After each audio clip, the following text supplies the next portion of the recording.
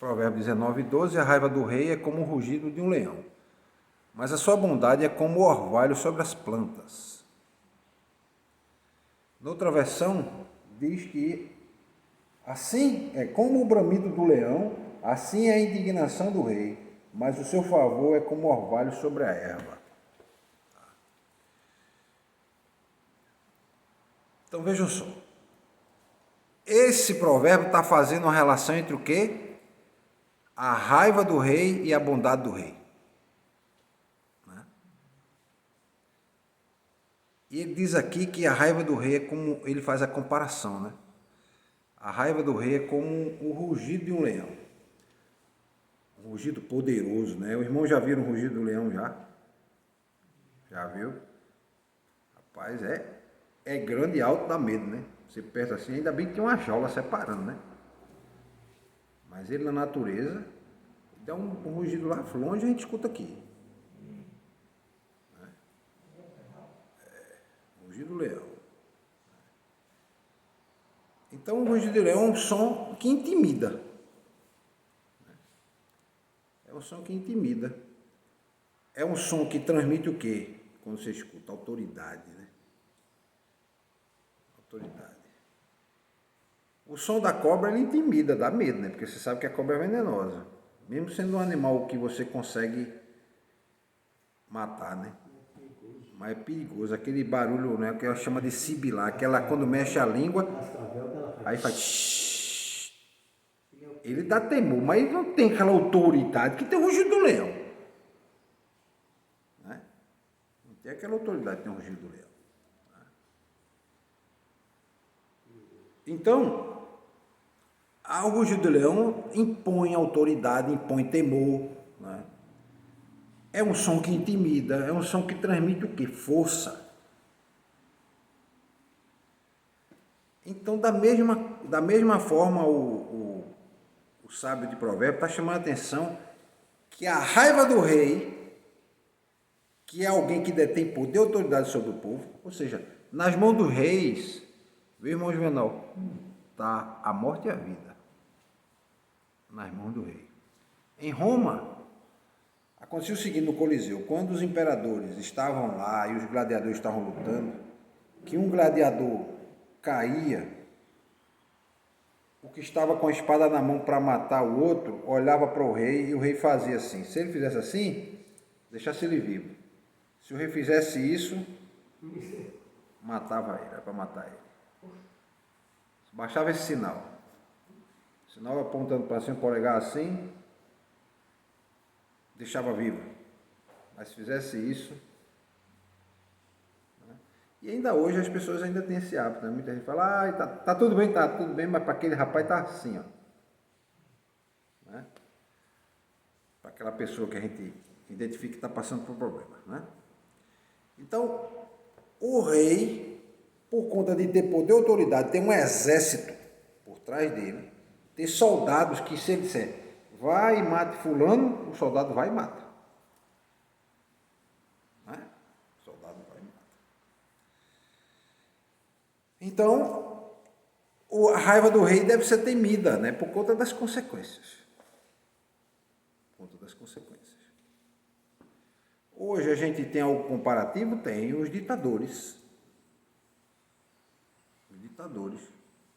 Homens que detêm poder e que criaram uma sistemática de poder que está tudo centralizado em cima dele. Sobre ele.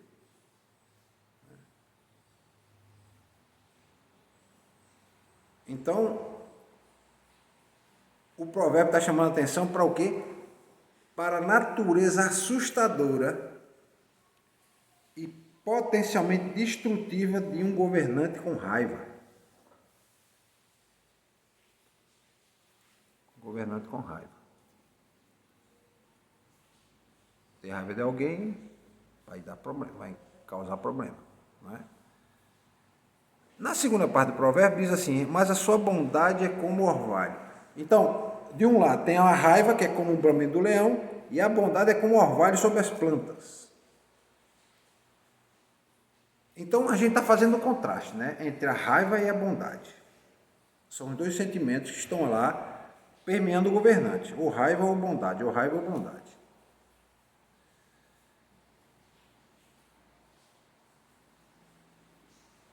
Então veja só, o que é o orvalho?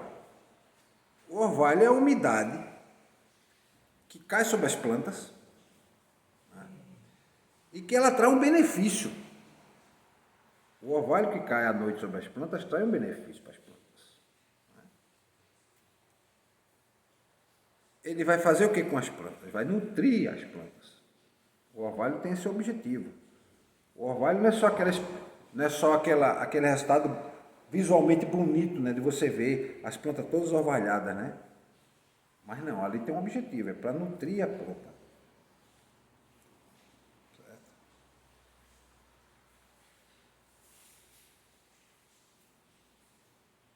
E quando amanhece o dia, traz aquele ambiente de frescor, onde tem orvalhado. Não sei se os irmãos já perceberam isso. Fica fresquinho amanhã. Na região onde tem muito orvalho, né? Quando dá o sol da manhã, você sente bem fresquinho. Depois vai aquecendo, né? Mas... Então, o orvalho, ele faz o que com a planta? Ele nutre a planta. E com relação às pessoas, quando o rei ele é bondoso, isso diz que vai trazer prosperidade para a pessoa, trazer cuidado, trazer o alívio, trazer benefícios, né? Trazer o cuidado, eu já falei, né? Então, esse provérbio vai mostrar as duas faces do governante, a face boa e a face má, a face da raiva e da bondade. Então, quando o indivíduo está com raiva, ele pode estar o quê? Está conjugado com a ira, e ele detendo poder, ele irado, ele vai o quê? Trazer intimidação, destruição, medo, terror. Isso ao longo da história aconteceu várias e várias vezes.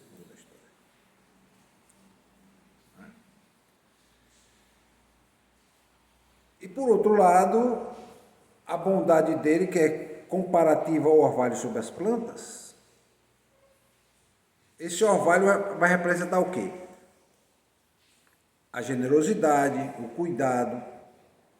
Da mesma forma que Deus cuida das plantas, o governante, com um coração bondoso, também vai cuidar dos seus liderados, né? Das pessoas que estão sob o comando daquele líder.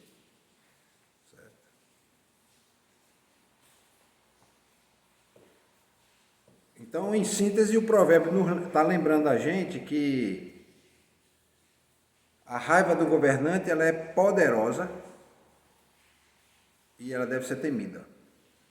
Mas a bondade vai trazer o quê? Um renovo, um alívio, um bem-estar. E no fundo, o que o provérbio está chamando a atenção é que a gente tem que valorizar aqueles líderes, né, que demonstram bondade e cuidado. Bondade e cuidado. Reconhecendo que as ações desse líder têm um impacto positivo e também negativo, seja nas nossas vidas, seja na sociedade, né? O texto aqui não fala, mas o líder, ele é líder pelo exemplo, não pelas palavras. Certo? A gente tem que sempre lembrar disso.